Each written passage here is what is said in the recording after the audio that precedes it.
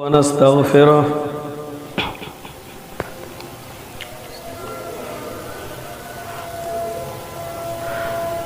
ونعوذ بالله من شرور أنفسنا ومن سيئات أعمالنا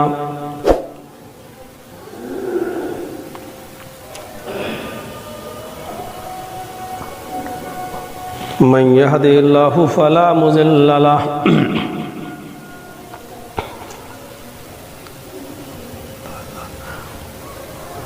ومن يضلله فلا هادي له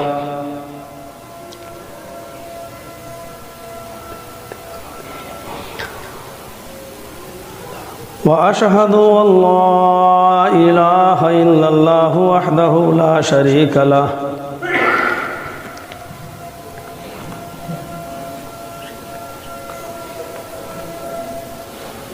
وأشهد أن محمدًا عبده ورسوله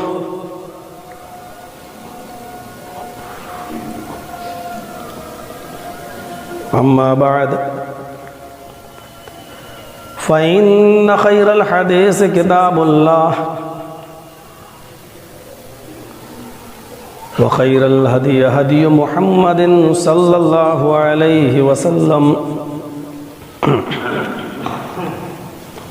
وشر الأمور محدثاتها وكل محدثة بدعة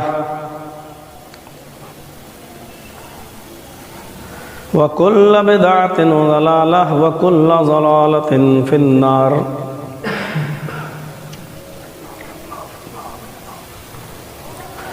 أعوذ بالله من الشيطان الرجيم. بسم الله الرحمن الرحيم. وعلى الله فليتوكل المؤمنون. رب اشرح لي صدري ويسر لي أمري واحلل عقدة من لساني يفقهوا قولي.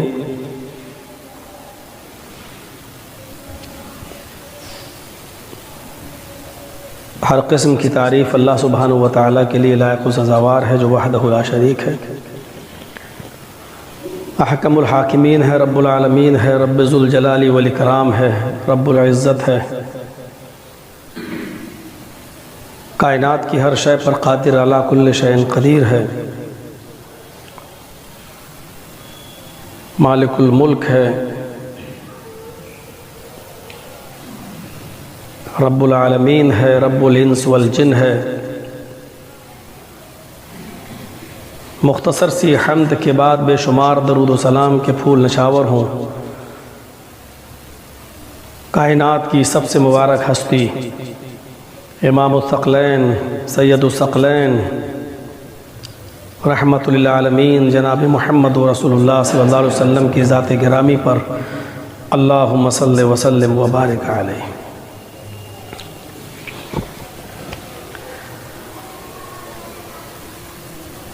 قرآن کریم کی بہت ہی مختصر سی آیت کا ایک ٹکڑا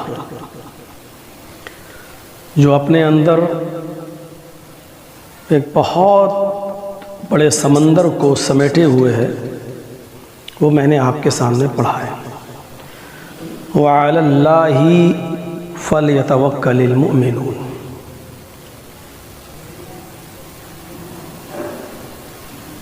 مومنوں کو، اہل ایمان اور مسلمان کو صرف اللہ کی ذات پر کامل اعتبار ہوتا ہے۔ مومنوں کا بھروسہ صرف اور صرف اللہ کی ذات پر ہی ہوتا ہے۔ یہ جملہ بہت چھوٹا ہے لیکن اپنے اندر بہت بڑے سمندر کو سمیٹے ہوئے ہے، اپنے دامن میں لیے ہوئے۔ یہی توکل تھا، یہی وہ بھروسہ تھا جس نے حضرت سمیہ رضی اللہ تعالی عنہ کو ظالم اور جابر لوگوں کے سامنے مستقل مزاج رکھا، ٹس سے مس نہیں ہوئی، اس کی شرمگاہ میں نیزہ داخل کر دیا گیا، لیکن وہ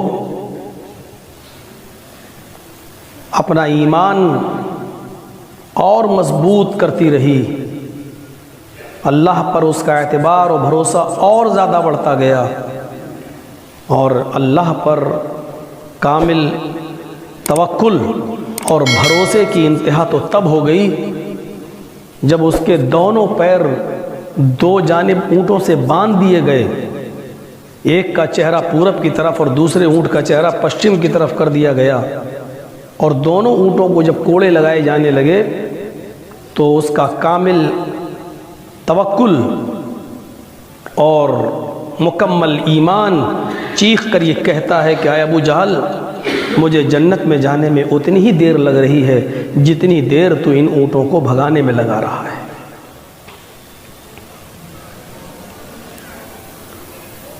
روح نکلنے سے پہلے چیخ پڑتی ہے فزت برب الکعبہ، اے ابو جہل، کعبے کے رب کی قسم، میں کامیاب ہو گئی، میں کامیاب ہو گئی، میں کامیاب ہو گئی۔ یہ وہی کامل اعتبار تھا، یہ وہی کامل توکل تھا اللہ کی ذات پر۔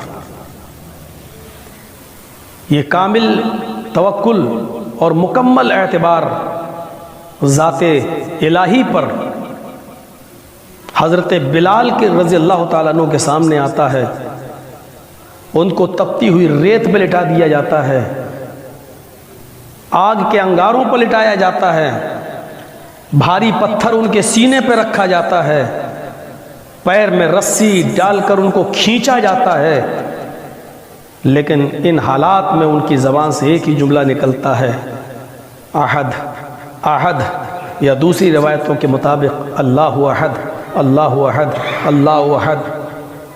ظلم و ستم کے جتنے پہاڑ توڑنا ہو توڑ لے، لیکن میری زبان سے یہی نکلے گا، اللہ ایک ہے، اللہ ایک ہے، اللہ ایک ہے۔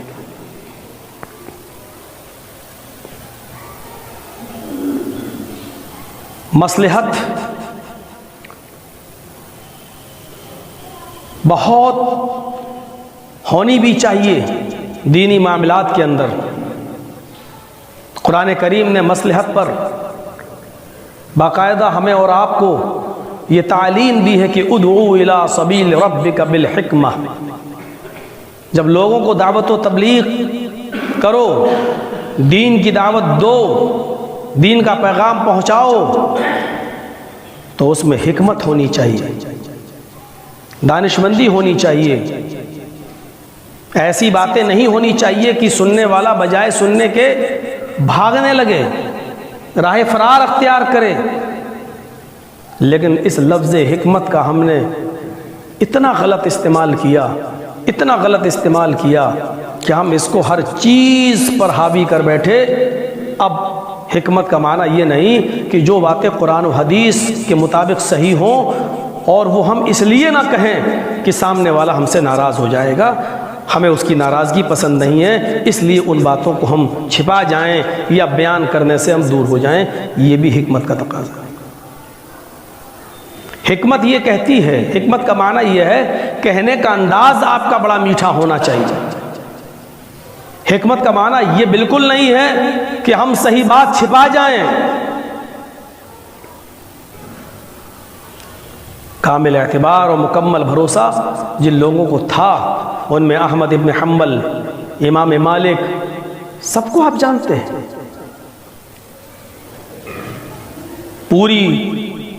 پورا بغداد، پورا کوفہ فتنہ کھڑا ہو گیا، قرآن کو اللہ کی مخلوق مانا جا رہا ہے۔ علماء نے بادشاہ کے کہنے پر قرآن کو اللہ کی مخلوق کہنا شروع کر دیا، لیکن امام محمد ابن حنبل رحمۃ اللہ علیہ صاف طور پر یہی کہتے رہے کہ القرآن کلام اللہ، قرآن اللہ کا کلام ہے، مخلوق نہیں ہے۔ اگر ہم اس کو مخلوق مان لیں تو مخلوق تو فنا ہوگی، کل من علیہ فان، ہر مخلوق کو فنا ہونا ہے۔ اگر ہم قرآن کو مخلوق مان لیں تو یہ ماننا پڑے گا کہ قرآن کو بھی فنا ہونا ہے۔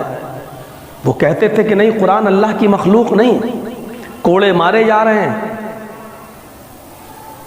80 کوڑے امام احمد ابن حنبل کی پیٹھ پر مارے گئے، اور ہر کوڑا اتنا سخت تھا کہ تاریخ میں لکھا ہوا ہے کہ لو ضربت الفیل لحربت، اگر وہ کوڑا کسی ہاتھی کو مارا جاتا تو ہاتھی بھی بھاگ جاتا، کوڑا برداشت نہیں کر پاتا۔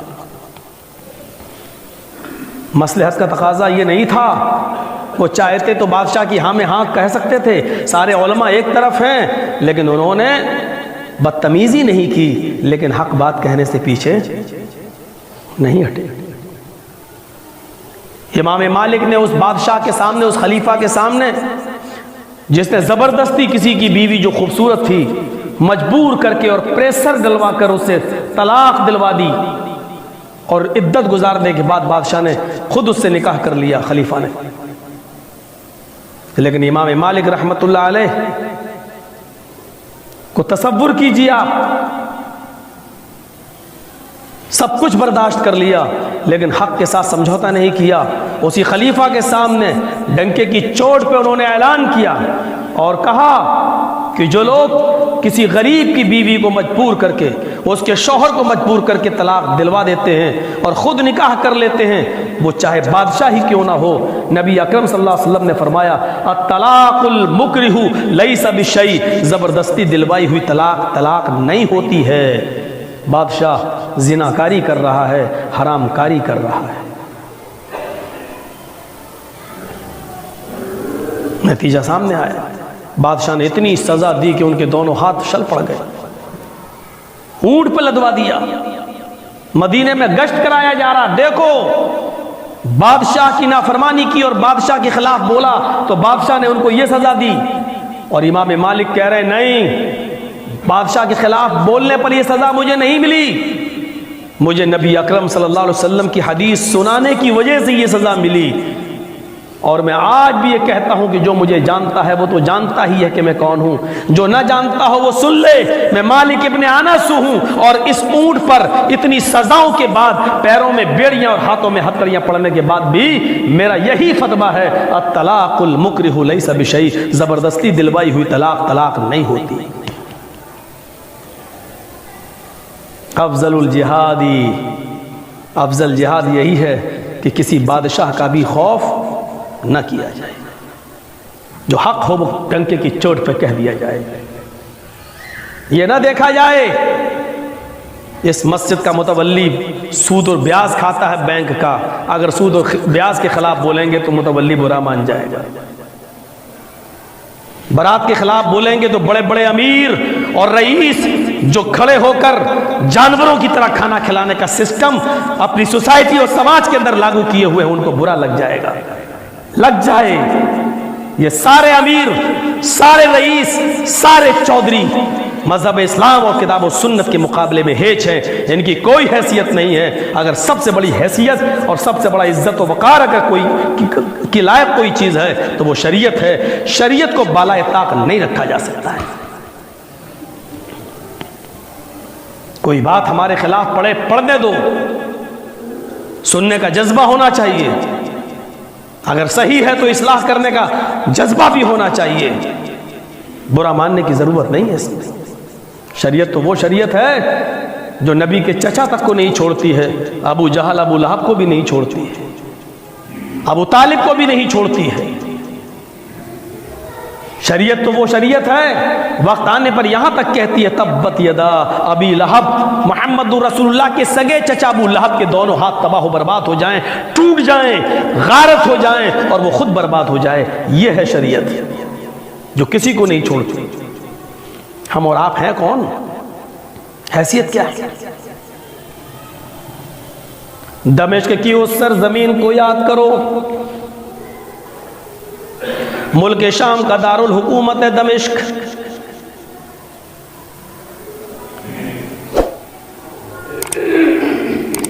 عثمانی خلیفہ کو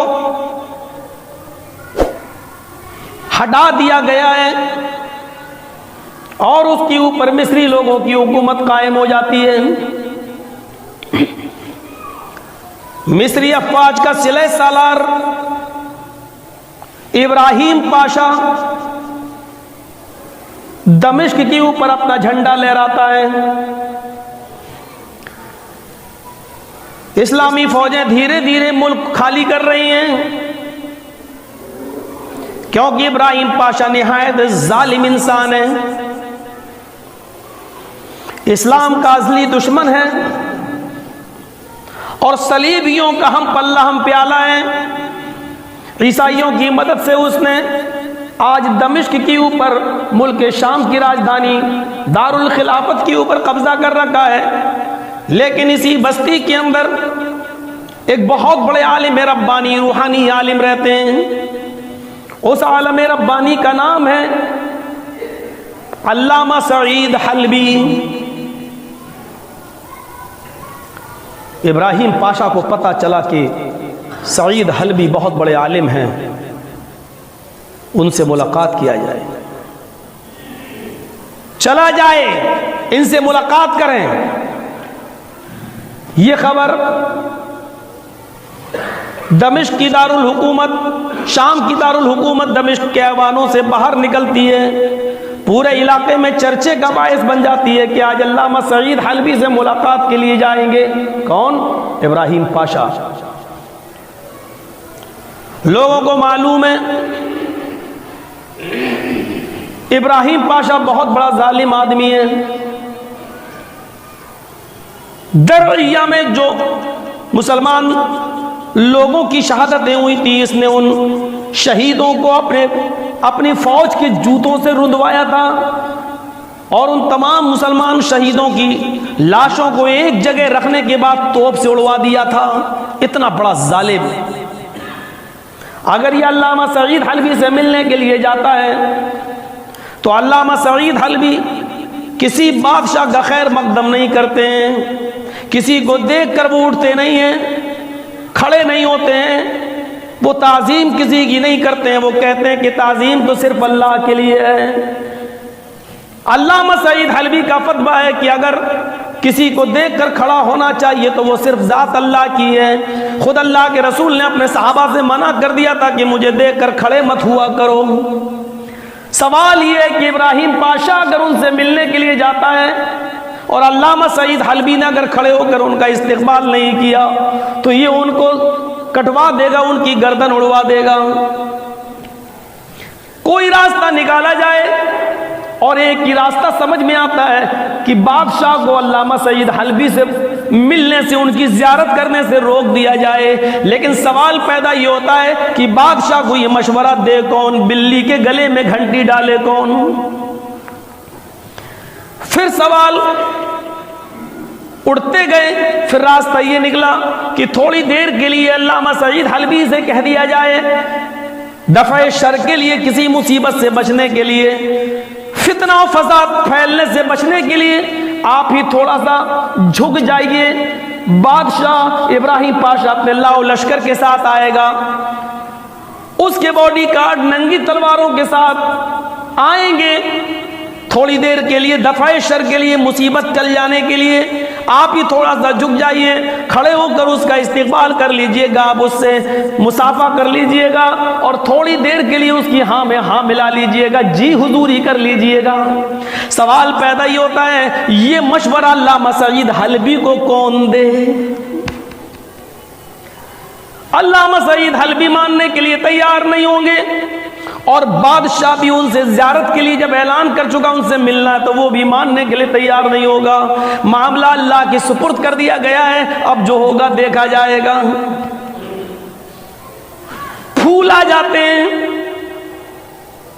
دارالحکومت دمشق کے دربار خلافت سے جس چھوٹی سی مسجد میں علامہ سعید حلبی امامت کرتے ہیں، اور اسی کے بغل میں چھوٹے سے حجرے میں اپنے بچے فیملی کے ساتھ رہتے ہیں، وہی علامہ سعید حلبی جن کی مسجد چھوٹی ہے اور چھوٹا سا ان کا دروازہ ہے، یہاں تک قالینیں بچھا دی جاتی ہیں، چھتوں پہ لوگ کھڑے ہیں، ابراہیم پاشا ان قالینوں پر اپنے گھوڑوں کو لے کے جا رہا ہے،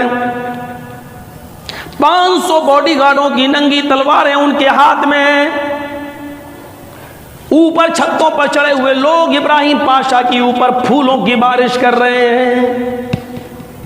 اس صورتحال میں سفر ہوتے ہوتے مسجد کے دروازے تک ہو جاتا ہے۔ ابراہیم پاشا اپنے خوبصورت گھوڑے سے نیچے اترتا ہے، مسجد کا دروازہ تنگ ہے، ابراہیم پاشا کو جھک کر دروازے میں گھسنے کی عادت نہیں ہے۔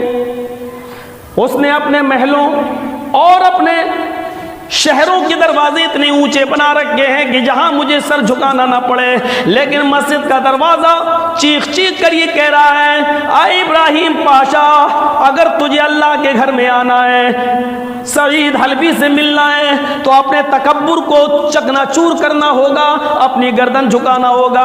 یہ اللہ کا گھر ہے، یہاں بڑے بڑے لوگوں کے اور بڑے بڑے تجھ سے بھی پہلے بزرگ اس دنیا میں گزرے ہیں، ان کے بھی سر اسی گھر میں اللہ کے سامنے جھکے ہیں، آج تجھے بھی اپنا سر جھکانا ہوگا۔ اگر نہیں جھکا سکتا ہے تو اپنی خدائی یہاں سے لوٹا لے اور واپس لے کر اپنے دربار خلافت چلا جا۔ تھوڑی دیر ابراہیم پاشا سوچتا ہے کہ اندر جاؤں یا نہ جاؤں، یا اس مسجد کے دروازے کو توڑوا دوں۔ پھر سوچتا ہے کہ میں یہاں زیارت کے مقصد سے آیا ہوں، ان سے ملنے کے لیے آیا ہوں، اور پھر یہ اس کا گھر تھوڑی ہے، یہ تو مسجد ہے، کیوں نہ تھوڑی دیر کے لیے اپنے سر کو جھکا لوں اور اس مسجد کے اندر داخل ہو جاؤں۔ ابراہیم پاشا جھکتا ہے اور اس مسجد کے اندر داخل ہو جاتا ہے، السلام علیکم کہتا ہوا یہ اس مسجد کے اندر داخل ہوتا ہے۔ کیا دیکھتا ہے کہ ایک بزرگ آدمی، ایک علامہ مسجد میں اپنے طلبہ کو پڑھا رہے ہیں، ایک گول تکیہ رکھے ہوئے ہیں اور اس گول تکیے کے اوپر سر رکھ کر ہاتھ کا ٹیک لگائے ہوئے بیٹھے ہیں، اور ان کے پیر اسی طرف پھیلے ہوئے ہیں جس طرف سے کوئی مسجد کے اندر داخل ہوتا ہے۔ ابراہیم پاشا مسجد کے اندر داخل ہوا، واللہ علامہ سعید حلبی کے چہرے پر کوئی گھبراہٹ نہیں، ان کو یہ بھی نہیں معلوم کہ اس دروازے کے اندر کون آیا۔ انہوں نے آنے والے کا جواب دیا وعلیکم السلام، اور عام لوگوں کی طرح بیٹھ جانے کا اشارہ کیا، بیٹھ جائیے۔ ابراہیم پاشا کہتا ہے علامہ مجھے آپ سے کوئی ضروری گفتگو کرنی ہے۔ علامہ سعید حلبی کہتے ہیں میں قرآن پڑھا رہا ہوں ان بچوں کو، یہ میرے طلبہ ہیں، یہ میرے شاگرد ہیں، میں ان کو قرآن پڑھا رہا ہوں، آپ کی بات بعد میں ہوگی، اللہ کی کتاب کو چھوڑ کر مجھے آپ سے گفتگو نہیں کرنا، میں آپ سے گفتگو نہیں کر سکتا ہوں، آپ کو اگر انتظار کرنا ہے تو تھوڑی دیر انتظار کیجئے، میں بعد میں آپ سے گفتگو کر لوں گا، پہلے میں قرآن کی اس آیت کا درس دے دوں۔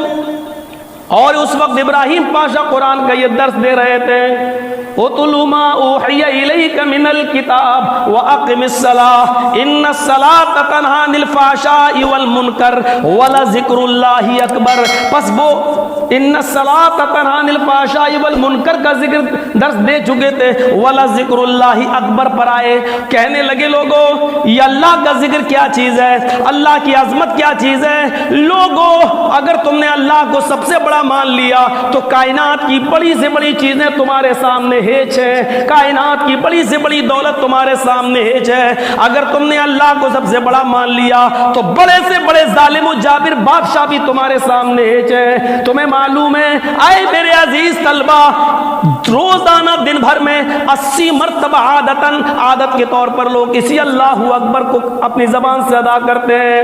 مسجد کے اندر ہر مسلمان نماز میں کم سے کم 30 مرتبہ ایک مسلمان اللہ اکبر کہتا ہے، اسی لیے بار بار یہ یاد دلایا جاتا کہ اللہ سے بڑی کوئی ہستی نہیں، اللہ سے بڑی کوئی ذات نہیں، اس لیے اللہ کو تم سب سے بڑا مانو۔ جب اللہ کو تم سب سے بڑا مانو گے تو کائنات کی کوئی چیز تمہیں بڑی سے بڑی شخصیت بھی تم اس کو ویلو نہیں دو گے، تم اس کو اپنے دل میں وہ مقام نہیں دے سکتے ہو، وہ تمہیں مچھر کے پر کے برابر نظر آئے گی۔ ابراہیم پاشا کا گویا کہ سر جھنڈا رہا تھا، اتنے میں ایک شاگرد نے پوچھا علامہ سعید صاحب اگرچہ وہ بادشاہ ہماری گردنیں کٹوا دے، ہمیں موت کے گھاٹ اتار دے، پھر بھی ہم اللہ اکبر، اللہ کو سب سے بڑا جانے۔ علامہ سعید حلبی نے اس پر درس دیتے ہوئے فرمایا، موت مومن کی نظر میں کوئی حیثیت نہیں رکھتی۔ موت سے تو وہ لوگ ڈریں جو اپنے رب العالمین سے ملاقات سے ڈرتے ہیں۔ موت سے تو وہ لوگ ڈریں جن کے کھانے پینے میں کوئی چیز نہیں دیکھی جاتی ہے۔ جیسے گدھا ہوتا ہے، اس کو صرف اپنا پیٹ پالنا ہے، اپنا پیٹ بھرنا ہے، وہ کسی کے بھی کھیت میں جا سکتا ہے، کوئی بھی چیز اس کو سڑک پر ملی وہ چر سکتا ہے۔ لیکن ایک مومن کوئی بھی چیز کھانے سے پہلے سوچتا ہے کہ یہ حلال ہے یا حرام، جائز طریقے سے آئی یا ناجائز طریقے سے آئی، یہ کوئی غلط طریقے سے تو میرے پاس نہیں آئی۔ کوئی بھی پانی، کوئی بھی پینے کی چیز جب پیتا ہے تو اس کے بارے میں 1000 بار سوچتا ہے یہ کہاں تک میرے لیے جائز ہے، کہاں تک ناجائز ہے۔ جس کے کانٹے پر 2 فرشتے ہر وقت تعینات رہتے ہیں، پھر بھلا اس آدمی کو موت سے کیا ڈر ہونا چاہیے؟ چاہے بادشاہی اس کو مروا دے یا کوئی بیماری اس کو ختم کر دے۔ اس حساب سے علامہ سعید حلبی درس دے رہے ہیں قرآن والا ذکر اللہ اکبر کو سمجھا رہے ہیں کہ ابراہیم پاشا کا دماغ خراب ہو گیا ہے۔ اچانک اس کی نظر سعید حلبی کے پیروں پر پڑی جو ابھی بھی اس کے منہ کے سامنے پھیلے ہوئے ہیں۔ علامہ سعید حلبی اپنے پیروں کو سکوڑ نہیں رہے ہیں بلکہ پھیلے ہوئے ہیں۔ ابراہیم پاشا کو غصہ آتا ہے، ابھی ایک باڈی گارڈ کو آواز دوں، اس کی ننگی تلوار، ابراہیم پاشا کے باڈی گارڈ کی ننگی تلوار علامہ سعید حلبی کی دونوں ٹانگوں کو بھی کاٹ لے۔ اس کو اتنی تیز غصہ آ رہا ہے کہ یہ آدمی میرے سامنے اپنے پیروں کو بھی نہیں سمیٹ رہا ہے، اٹھ کے بھی نہیں بیٹھ رہا ہے، جس طریقے سے اپنے طلبہ کو پڑھا رہا ہے اسی طریقے سے پڑھا رہا ہے۔ تھوڑی دیر ہوتی ہے، ایک شاگرد ایک اور سوال کرتا ہے، کچھ نصیحت کیجئے، آج کل لوگ بہت سخت دل ہو گئے ہیں، اگر ہمارے دل سخت ہو جائیں، دین کی طرف نہ جھکیں تو ہم کیا کریں؟ علامہ سعید حلبی کہتے ہیں اپنی موت کو یاد کرو۔ جب تم دیکھو کہ ہمارے دل سخت ہو گئے تو قبرستان کی طرف چلے جایا کرو، ٹوٹی ہوئی قبروں کو دیکھ لیا کرو۔ او لوگو، دل اسی وقت سخت ہوتے ہیں جب شیطان کسی کے دل میں وسوسہ ڈالتا ہے۔ ہم عالم ہیں، کبھی کبھی شیطان میرے دل میں بھی وسوسہ ڈالتا ہے۔ اے علامہ سعید، تمہیں نماز پڑھنے کی کیا ضرورت؟ تم تو عالم ہو، تمہارا تو سونا بھی عبادت ہے، تم رات میں جتنی دیر سوتے ہو وہ بھی عبادت ہے۔ اللہ تمہیں کیسے عذاب دے گا جب شیطان اس طریقے کے وسوسے تمہارے دلوں میں ڈالنے لگے؟ تو فوراً قبرستان چلے جایا کرو، اپنی موت کو یاد کیا کرو۔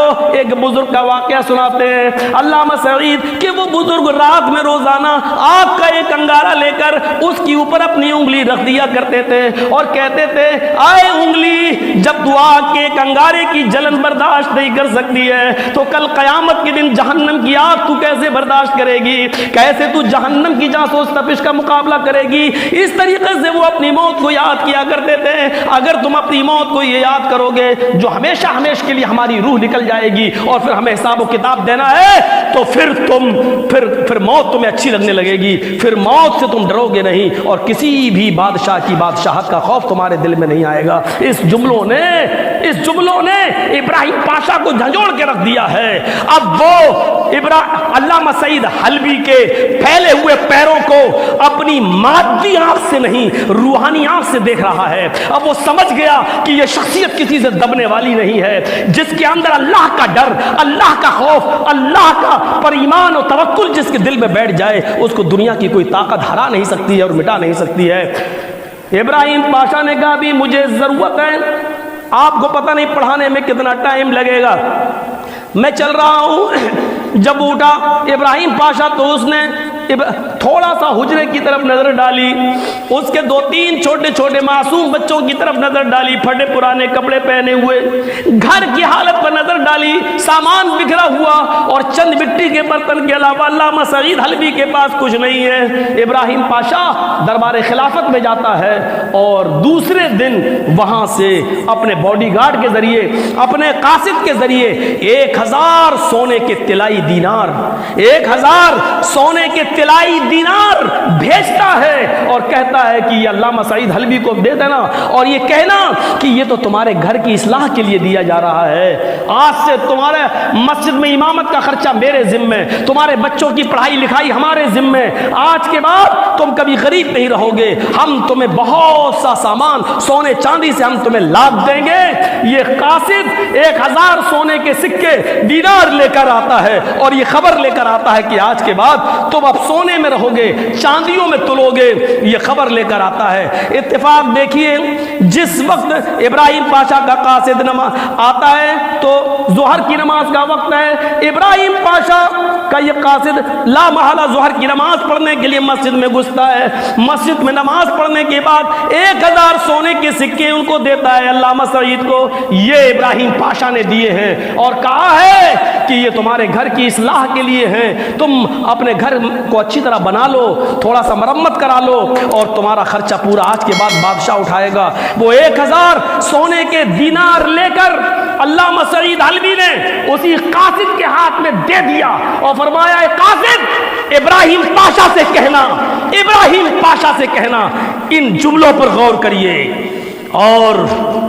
500 اور 1000 روپے میں اپنے ووٹوں کو بیچنے والوں اس جملے پر غور کیجئے گا، 1000 روپے میں اپنے ضمیروں کا سودا کرنے والوں ان جملوں پر غور کیجئے گا، 1000 اور 500 روپے میں اپنے ایمان کو بیچنے والوں ان جملوں پر غور کیجئے گا۔ 1000 سونے کے سکے علامہ سعید حلبی نے ابراہیم پاشا کے قاصد کو دیتے ہوئے کہا، جاؤ اور اپنے بادشاہ سے کہہ دینا، جو بادشاہ کو دیکھ کر اپنے پیر نہ سمیٹتا ہو، جس نے بادشاہ کے سامنے پیر پھیلانا سیکھا ہو، وہ کبھی بادشاہ کے سامنے ہاتھ نہیں پھیلا سکتا ہے۔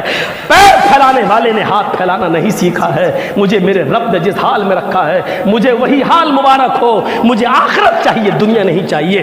ٹھکراتا ہوں اور تیری دی ہوئی دولت کو میں اپنے پیروں کے جوتے سے رونگتا ہوں، نہیں چاہیے مجھے تیری دولت۔ میرے پیارے ساتھیوں، ان جملوں کے بعد وعلی اللہ فلیتوکل المؤمنون، یہ کیسا لگ رہا ہے کہ مومنوں کا بھروسہ تو صرف اللہ کی ذات پر ہوتا ہے۔ میرے بھائیوں، توکل کرنا سیکھیے، بھروسہ کرنا سیکھیے۔ اسی توکل و بھروسے کے ساتھ میرا وہ 15 دن پہلے کا خطبہ بھی یاد کریے گا، وہی خطبہ ابو الغیاث کا، جس کی اللہ پر توکل تھا، بھروسہ تھا کہ 86 سال کی عمر میں بھی اس نے 1 دینار کی بے ایمانی نہیں کی تھی۔ میرے بھائیوں، ذرا تصور کرو، اسی ٹاپک پر اس ٹاپک کو بھی جوڑ سکتے ہو اور وہ ٹاپک سے ملا سکتے ہو کہ توکل بہت بڑی چیز ہے، اللہ پر اعتبار بہت بڑی چیز ہے۔ جو لوگ اس طریقے سے زندگی گزارتے ہیں، جو بادشاہوں کی دی ہوئی دولت کو ہاتھ نہیں لگاتے، وہ مر نہیں جاتے ہیں، وہ بھی زندہ رہتے ہیں، کیونکہ اللہ نے کہا ہے، میں نے اپنے بندوں کو جب پیدا کیا دنیا میں بھیجا، میں بھوکا اٹھا سکتا ضرور ہوں لیکن بھوکا سونے نہیں دیتا اپنے بندے کو۔ رزق کا انتظام اللہ رب العالمین کرتا ہے۔ جب وہ سمندر میں رہنے والی ویہیل مچھلی کو بھی ایک دن میں روزانہ 40 ٹن گوشت کھلاتا ہے، 40 ٹن ویہیل مچھلی ایک دن میں 40 ٹن گوشت، 1 کلو نہیں، 2 کلو نہیں، 40 ٹن گوشت کھاتی ہے ویہیل مچھلی۔ جب وہ سمندر میں اس مچھلی کو بھی بھوکا نہیں سونے دیتا ہے تو ہم لوگ 2-3-4 روٹی کھانے والوں کو بھوکا کیسے سونے دے گا؟ میرے پیارے ساتھیوں، توکل ہو، بھروسہ ہو اللہ کی ذات پر، اور ہر طریقے کی جہاں سے ہمیں دولت ملے وہاں سے نہیں، حلال طریقہ اپنائیے اور پھر دیکھیے کہ اللہ رب العالمین کی مدد کیسے ہمارے شامل حال ہوتی ہے۔ اللہ تعالی ہمیں توکل کرنے کی توفیق عطا فرمائے، اعتبار کرنے کی توفیق عطا فرمائے، ایمان اللہ ہمارا ایمان کو اور مضبوط فرما دے، اور جب ہمارا ایمان مضبوط ہو جائے تو ایمان کی چاشنی ہمارے دلوں کو بھی جو ہے چھو جائے، اور ایمان کی چاشنی سے ہمارے دلوں کو محظوظ فرما۔ اے اللہ، جب تک تو ہمیں زندہ رکھ، اسلام پہ زندہ رکھنا، اور جب ہمارا خاتمہ ہو تو ایمان پر ہمارا خاتمہ فرمانا۔ وما علینا الا البلاغ المبین، وآخر دعوانا ان الحمد للہ رب العالمین۔